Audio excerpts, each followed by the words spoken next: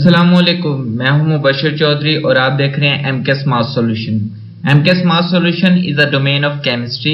Here, our training program will clear your concepts from beginners to expert level.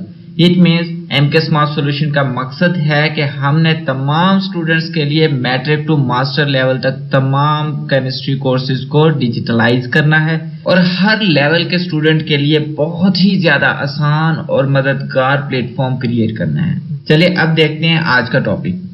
अब बात करते हैं conceptual analysis of the whole unit of chemical industries. मतलब unit number 16 chemical industries को हम बहुत अच्छे से डिफाइन करेंगे. वन बाय वन तमाम टॉपिक्स को यहाँ पे ओवरव्यू करने की कोशिश करते हैं, एक समराइज फॉर्म में उसे एनालाइज करते हैं कि एक कहानी की फॉर्म में ये पूरा चैप्टर हमें याद रहे.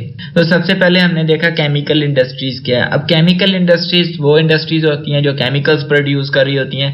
उसके बाद हमने बात की इंपॉर्टेंस ऑफ इंडस्ट्रियलाइजेशन, मतलब कि इंडस्ट्रियलाइजेशन की अहमियत क्या है, इंडस्ट्रीज को बनाने का मकसद क्या है, असल वजह क्या इंडस्ट्रीज को कायम करने की. वक्त के साथ साथ ह्यूमन पॉपुलेशन बढ़ रही है और जितने भी नेचुरल रिसोर्सेज हैं, जितने भी नेचुरल आउटकम्स हैं, वो इंसानी पॉपुलेशन की नीड्स को फुलफिल नहीं कर पा रही. जस्ट मैं एक बहुत छोटे से कंसेप्ट को डिस्कस करता हूँ. यहाँ पे ह्यूमन पॉपुलेशन है, बहुत ज्यादा है. अब वो पहनने के लिए कपड़े चाहिए, लेकिन हमारे नेचुरल सोर्सेज इस काबिल नहीं है कि इतनी ज्यादा वो आउटपुट रॉ मटेरियल्स बनाए कि जिससे हम लोग अब बहुत सारी पॉपुलेशन को उनकी बेसिक नीड्स प्रोवाइड कर सकें. जस्ट सिल्क की एग्जांपल ले लेते हैं. हमारी नेचुरल सिल्क इतनी ज्यादा अवेलेबल नहीं है कि वो पूरी पॉपुलेशन को एक बहुत ही बड़े लेवल पे उसे कंपनसेट करे, उसे फैसिलिटेट करे. तो हम क्या करते हैं, हमने इंडस्ट्रीज बना ली, हमने ऐसे कारखाने बना लिए जो क्या कर रहे होते हैं, जो आर्टिफिशियल जराओं से बहुत सारे ऐसे प्रोडक्ट्स जनरेट कर रही होती हैं जो पूरी ह्यूमन पॉपुलेशन को उनकी रिक्वायरमेंट के तहत उनकी नीड्स को पूरा कर रही होती है. तो इसलिए हम कह सकते हैं the process of industrialisation is very important to meet the natural need of the modern society. So ये थी importance of the industrialization. अब next बात करते हैं, सबसे ज्यादा जो important product है वो metallic field में आ जाता है. अब metals जो होते हैं वो बहुत सारी फॉर्मेशन में इस्तेमाल हो रहे होते हैं, जैसे हम कहें जहाज बनाने के लिए, घर बनाने के लिए, उसके बाद इंडस्ट्रीज बनाने के लिए. उसके अलावा भी बहुत सारे व्हीकल्स होते हैं और भी बहुत सारे आउटपुट्स होते हैं जिनमें हम मेटल्स को इस्तेमाल करते हैं. तो सबसे पहले हम मेटल इंडस्ट्री का जिक्र करते हैं. तो मेटल इंडस्ट्री में हम सबसे बेसिक पॉइंट को डिस्कस करेंगे, बेसिक मेटलर्जिकल ऑपरेशन. इंडस्ट्रियल पैमाने पे बात करते हैं, कमर्शियल स्केल पे बात कर रहे होते हैं, वो तमाम बेसिक मेटलर्जिकल ऑपरेशन, वो तमाम स्टेप्स जिनसे हम आम एक मिनरल्स की स्टेट से एक मेटालिक फॉर्म में, एक प्योर फॉर्म में मेटल्स को हासिल करने का वो तमाम प्रोसेस हमें एनालाइज करने के लिए हम जिन स्टेप से गुजर के जाते हैं हम उन्हें स्टडी करते हैं. सो सबसे पहले बेसिक मेटलर्जिकल ऑपरेशन में हम डिफाइन करेंगे मेटलर्जी क्या होती है. मेटलर्जी वो प्रोसेस होता है जिसमें हम जमीन से हासिल होने वाले मिनरल्स को इस हद तक रिफाइन करते हैं कि हमारे पास एक बहुत ही सॉलिड, एक प्योर स्टेट ऑफ मेटल आ जाए. सो इस पूरे प्रोसेस को, जो भी स्टेप्स गुजर रहे होते हैं इस प्रोसेस में, उस पूरे प्रोसेस को हम मेटलर्जिकल ऑपरेशंस कहते हैं. इन सिंपल फॉर्म हम उसे मेटलर्जी कहते हैं. The refining of the metal is known as metallurgy. So इसमें हम कौन कौन से स्टेप्स से गुजरते हैं. सबसे पहले हम क्या करते हैं, कंसंट्रेशन ऑफ ओर. देखिए कंसंट्रेशन ऑफ ओर हमने पहले बात कर ली थी. हमारे पास कुछ बेसिक टर्मिनोलॉजीज हैं जैसे मिनरल्स, ओर, स्लैग्स और गैंग्यू. जो हमारे पास बेसिक मिनरल्स हैं, जो जमीन से अर्थ क्रस्ट से हम मिनरल्स हासिल कर रहे होते हैं, वो तो हमारे पास बेसिक एक रॉ फॉर्म आ गई, एक रफ फॉर्म आ गई. उसे हम फिल्टर करते हैं, प्यूरिफाई करते हैं in the form of concentration of ore. यहाँ पे हम क्या करते हैं, जो हमारे यूजफुल प्रोडक्ट्स हैं, ओर्स हैं, उन्हें सेपरेट कर लेते हैं और जो हमारे वेस्ट प्रोडक्ट हैं, गैंग्यू, उन्हें सेपरेट कर लेते हैं. तो इस प्रोसेस को कहते हैं concentration of ores. Next step हमारा आ जाता है जब हमने यूजफुल प्रोडक्ट्स मतलब कंसंट्रेटेड ओर्स को अलग कर लिया है, उसके बाद उसे फर्दर एक नेक्स्ट यूनिट में इंट्रोड्यूस करते हैं जिसे कहते हैं एक्सट्रैक्शन ऑफ मेटल. अब वो कंसंट्रेटेड ओर्स में से हमने मेटल्स को एक्सट्रैक्ट करना है, तो वो दूसरे फेज में चले जाते हैं जहां पे रोस्टिंग, स्मेल्टिंग और बेस्मराइजेशन का प्रोसेस होता है. उसके अलावा हम उसके बाद जो हमारे पास प्योर फॉर्म मेटल की आती है उसे मजीद रिफाइनिंग की तरफ ले जाते हैं. सो उसे कहते हैं रिफाइनिंग ऑफ द मेटल. ये एक नेक्स्ट यूनिट है, थर्ड लेवल है. तो यहाँ पे हम क्या करते हैं, फर्दर इलेक्ट्रोलाइसिस के प्रोसेस के जरिए मेटल को 100% प्योर बनाने की कोशिश कर रहे होते हैं. सो ये तमाम बेसिक मेटलर्जिकल ऑपरेशंस थे जो मेटल इंडस्ट्री को डील कर रहे थे. तो नेक्स्ट यूनिट हमारे पास है सॉल्वे प्रोसेस। सॉल्वे प्रोसेस क्या होता है, ये कैसे इस्तेमाल हो रहा होता है, ये क्या बनाने के लिए इस्तेमाल हो रहा है, वो हम वन बाय वन देखेंगे। सो हम इनिशियली कह सकते हैं इस इंडस्ट्री में ये बहुत ही इकोनॉमिकली बेनिफिशियल और इन्वायरमेंटल बेनिफिशियल प्रोसेस है। मतलब ये माहौल को भी नुकसान नहीं पहुंचाता और ये बहुत ही चीप, बहुत ही सस्ता और बहुत ही वैल्यूएबल प्रोसेस है जो manufacturing of the sodium carbonate. मतलब कि सोडियम कार्बोनेट बनाने के लिए हम जो भी प्रोसेस इस्तेमाल करते हैं उसे सॉल्वे प्रोसेस कह रहे हैं। मतलब ये बहुत ही बेनिफिशियल प्रोसेस है for the production of different useful items. जैसे हम सबसे पहले बात कर लेते हैं, हम इससे सोडियम बाइकार्बोनेट बनाते हैं, उसके बाद सोडियम बाइकार्बोनेट को फर्दर हीटअप करते हैं और सोडियम कार्बोनेट की फॉर्म में कन्वर्ट करते हैं। अगर हम सिंपल प्रोसेसिंग में समझना चाहें ना, सिंपल प्रोसेसिंग में सॉल्वे प्रोसेस का काम क्या है। सॉल्वे प्रोसेस बेकिंग सोडा और वॉशिंग सोडा बनाने के लिए इस्तेमाल किया जाता है और ये बहुत ही ज्यादा इंपॉर्टेंट इंडस्ट्री है in the field of formation of the household products. As detergents कह सकते हैं, एज द बेकिंग प्रोडक्ट्स कह सकते हैं। तो हमारे पास सॉल्वे प्रोसेस उसे बनाने के लिए इस्तेमाल होता है। तो यहाँ पे हमने बात की थी रॉ मटेरियल्स और केमिकल रिएक्शन जो भी सॉल्वे प्रोसेस में इन्वॉल्व हो रहे हैं उन्हें वन बाय वन बहुत डिटेल से डिस्कस किया है। जैसे कि हमने बात कर ली, हमने अमोनिया गैस इस्तेमाल की है और सोडियम क्लोराइड विद ब्राइन इस्तेमाल किया है और उसके अलावा हमने कार्बन डाइऑक्साइड गैस इस्तेमाल की है in the process of Solvay. और उसके अलावा हमने बात की थी advantages of the Solvay process. Advantages में हमने बात की है बहुत ही बेनिफिशियल प्रोसेस है in the field of industrialisation. इसमें बहुत ही लेस कॉस्ट हमारे पास रॉ मटेरियल्स पाए जाते हैं और ये अबंडेंट वैल्यू में रॉ मटेरियल्स पाए जा रहे होते हैं और ये इन्वायरमेंटली भी बहुत अच्छा प्रोसेस है। मतलब ये इन्वायरमेंट में हार्मफुल केमिकल्स रेडिएट नहीं कर रहा होता और ये अपने रिलीज होने वाले जो बाय प्रोडक्ट्स होते हैं उन्हें अगेन एंड अगेन रीयूज कर रहा होता है और रिसाइकल करके वो दोबारा फिर उसे प्रोसेस में इन्वॉल्व कर लेता है। सो इस वजह से भी ये इन्वायरमेंटली और इकोनॉमिकली बहुत स्टेबल प्रोसेस है for the manufacturing of baking soda and washing soda. So next बात करते हैं मैन्युफैक्चरिंग ऑफ यूरिया।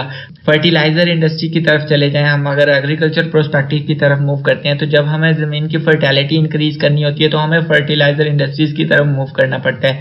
अब उसकी बात कर ले तो हम मैन्युफैक्चरिंग ऑफ यूरिया की बात करते हैं। इसमें क्या हो रहा होगा कि यूरिया एक फर्टिलाइजर है और ये क्या कर रही होती है, ये जमीन में प्रोवाइड करी जा रही होगी to enhancing the fertility of the soil for production of huge amount of the crops. So हम बहुत सारे पर्पसेस के लिए यूरिया इस्तेमाल करते हैं, लेकिन यहाँ पे मैन्युफैक्चरिंग ऑफ यूरिया में हमने सबसे पहले बात की रॉ मटेरियल्स कौन कौन से होते हैं यूरिया के सिंथेसिस करने के लिए। सो उसमें हमने बात की अमोनिया गैस और उसके अलावा हमने बात की कार्बन डाइऑक्साइड की। तो ये दो गैसेज इस्तेमाल की जा रही होती हैं as a raw material in the manufacturing of urea. उसके बाद हमने बात की process of the manufacturing of urea, वो तमाम प्रोसेस कैसे कार्बन डाइऑक्साइड बनी है, कैसे हमारे पास अमोनिया, ये थ्रू द हेबर प्रोसेस। सो उसके बाद कार्बन डाइऑक्साइड और अमोनिया को इंटरैक्ट करवाया गया और कैसे हमारे पास अमोनियम कार्बोनेट बना है और फिर कैसे हमने अमोनियम कार्बोनेट को फर्दर हीटअप करने के बाद डिहाइड्रेटेड किया है और उससे हमने यूरिया हासिल की है और फिर कैसे हमने लिक्विड यूरिया को ग्रेन्यूल्स की फॉर्म में कन्वर्ट किया है और कैसे उस ग्रेन्यूल्स फॉर्म की यूरिया को हमने पैकिंग में इंट्रोड्यूस किया है और उसके बाद उसे मार्केट में फॉर द फर्दर प्रोसेसिंग भेज दिया है। तो ये तमाम प्रोसेस हमने process of manufacturing of urea में एनालाइज किए हैं। उसके बाद हमने बात की है इंपॉर्टेंस ऑफ यूरिया, यूरिया की अहमियत क्या है।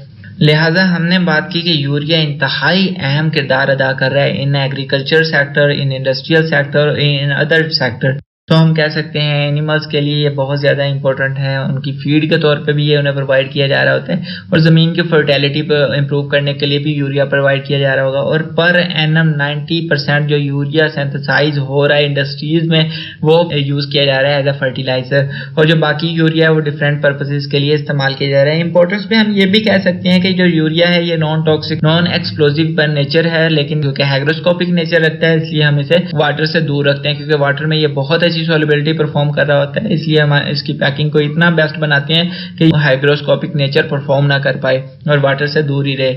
और उसके अलावा हम बात कर लेते हैं कि यूरिया को बहुत सारे पर्पसेस के लिए जैसे इंडस्ट्रीज में एज अ रॉ मटेरियल भी इस्तेमाल किया जाता है in the formation of explosive products.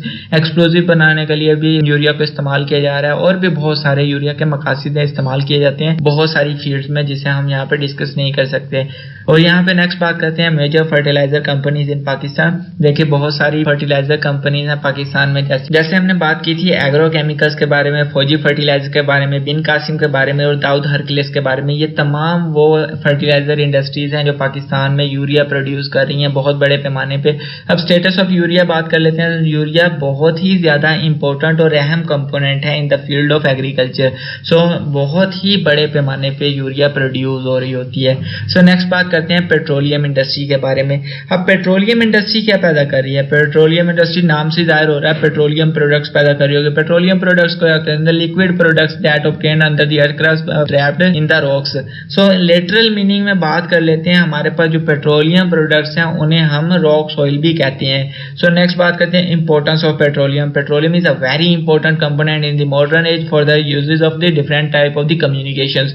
सो हम बात कर सकते हैं एयरक्राफ्ट हो गए, स्पेस शटल्स हो गए, उसके अलावा हम बात कर सकते हैं रोड व्हीकल्स हो गए। जितनी भी ट्रांसपोर्ट कंपनीज है उसमें सारे पेट्रोलियम बहुत ही अहम कंपोनेंट के तौर पे इस्तेमाल किया जा रहा होता है। फिर बात की थी केमिकल कंपोजिशन ऑफ पेट्रोलियम की। हम इसमें ये कह सकते हैं कि पेट्रोलियम जो है ये बहुत ही ज़्यादा मुफीद है, लेकिन इस पर सारी जो हम बात कर सकते हैं केमिकल कंपोजिशन की, इसमें तमाम हाइड्रोकार्बन्स पाए जा रहे होते हैं। ओरिजिन्स की बात की थी, लाखों साल पहले जो प्लांट्स कह लें या फिर हम बात कर लेते हैं एनिमल्स जो बरीड होते हैं under the earth crust from the millions of the year ago, वो बहुत ही ज़्यादा हाई टेम्परेचर और प्रेशर पे वो स्पॉइल हो रहे होते हैं। After the bacterial effect decompose हो रहे होते हैं, तो उसके रिजल्ट में भी हमारे पास जो प्रोडक्ट्स आ रहे होते हैं उन्हें पेट्रोलियम कह सकते हैं। उन्हें एज अ क्रूड ऑयल हम ट्रीट करते हैं, उससे हम जो भी रेशो निकाल रहे होते हैं वो हमारे पेट्रोलियम इंडस्ट्रीज में इस्तेमाल हो रही होती है। सो अब नेक्स्ट बात करते हैं पेट्रोलियम इंडस्ट्री में हमारे पास है क्रूड ऑयल। देखें क्रूड ऑयल का भी हमने जिक्र किया था, लाखों साल जमीन में दबे हुए प्लांट्स या एनिमल्स या उनसे बने हुए जो लिक्विड एरियाज होते हैं उनसे जो हासिल होने वाले जो प्रोडक्ट्स होते हैं ऑयली प्रोडक्ट्स, उन्हें हम हासिल कर रहे होते हैं फॉर द पेट्रोलियम इंडस्ट्री। लेकिन यहाँ पे बात करते हैं क्रूड ऑयल की। Crude oil are the type of the rough oil that obtained under the earth's crust in the form of liquid, in the form of semi-liquid structure that contain a lot amount of the hydrocarbon of different frictions। अब हमने crude oil की क्या करनी है? Refining करनी है। Refining का process को कहते हैं separation of the different friction depending upon their boiling ranges. अब वो जो रिफाइनिंग का प्रोसेस है, वो जो सफाई का प्रोसेस या सेपरेशन की प्रोसेस है, उसको हम फ्रिक्शनल डिस्टिलेशन कह देते हैं। फ्रिक्शनल डिस्टिलेशन हमने बात कर ली है अभी कि जब हम क्रूड ऑयल को फ्रिक्शंस में डिस्ट्रीब्यूट करते हैं, सेपरेशंस में डिस्ट्रीब्यूट करते हैं depending upon the different ranges of the boiling point, मतलब मुख्तलिफ बॉइलिंग पॉइंट के रेंजेस पे डिपेंड करते हुए डिफरेंट फ्रिक्शंस को अलग कर लेना फॉर द डिफरेंट पर्पस, उसे हम कह देते हैं फ्रिक्शनल डिस्टिलेशन। अब मेथड ऑफ फ्रिक्शनल डिस्टिलेशन को हमने बहुत अच्छे से एनालाइज किया था। हमारे पास इनिशियली आ जाता है क्रूड ऑयल, हमने उसे क्या करना है? फ्रिक्शनल डिस्टिलेशन मतलब फ्रिक्शनिंग टावर में इंट्रोड्यूस कर देना है। वहां पे हमने उसे 400 डिग्री सेल्सियस टेम्परेचर प्रोवाइड करना है, जिससे वो जो लिक्विड फॉर्म होगी वो इवेपोरेट होना शुरू हो जाएगी और वेपर्स में कन्वर्ट हो जाएगी, और हर एक वेपराइजेशन फॉर्म जो होगी हाइड्रोकार्बन्स की